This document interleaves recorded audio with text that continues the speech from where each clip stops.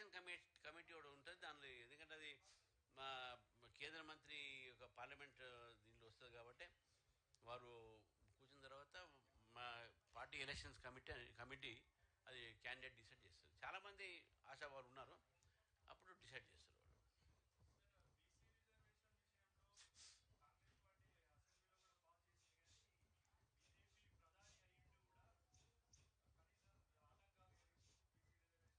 ఎవరు ప్రధానికి ఏం సంబంధం దాంతో? నేను ఫస్ట్ చెప్పాను మీ ఆ రోజు ఢిల్లీలో ప్రెస్ కాన్ఫరెన్స్లో, మీరు రాంగ్ చేస్తున్నారు, మీరు ఇట్లా బిల్లు పెట్టడం కాదు, మీరు పంచాయత్ రాజ్ యాక్ట్ని అమెండ్మెంట్ చేయాలని చెప్పాను. ఆ రోజు చెప్పాను 285. మొన్న పంచాయత్ రాజ్ అమెండ్మెంట్ యాక్ట్ చేశారు, వాళ్ళు యాక్ట్ చేశారు. అప్పుడే ఎందుకు చేయలేము? ముందు అప్పుడే చేసేది ఉండే కదా. ఆ పంచాయత్ యాక్ట్లో 285లో దానికి లీగల్ ఎంబార్గో ఉన్నది. అది చూసుకోకుండా బిల్ పాస్ చేసిందో, సభలు కొట్టిందో, పాలాభిషేకాలు చేసుకుని అయిపోయింది.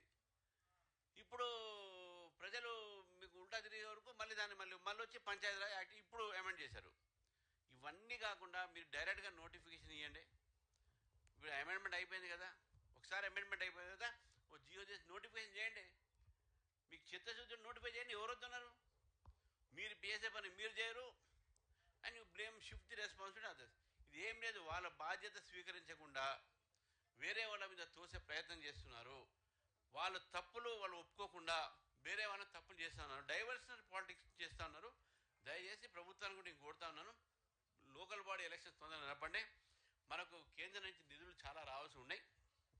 మీరు లోకల్ బాడీ ఎలక్షన్ పెడితే మనకు కేంద్రం నుంచి మనకు రిలీజ్ అయితే ఫండ్స్ అన్నీ కూడా, లేకుంటే లాభం ఇప్పటికే మనం నష్టపోతున్నాం తెలంగాణ.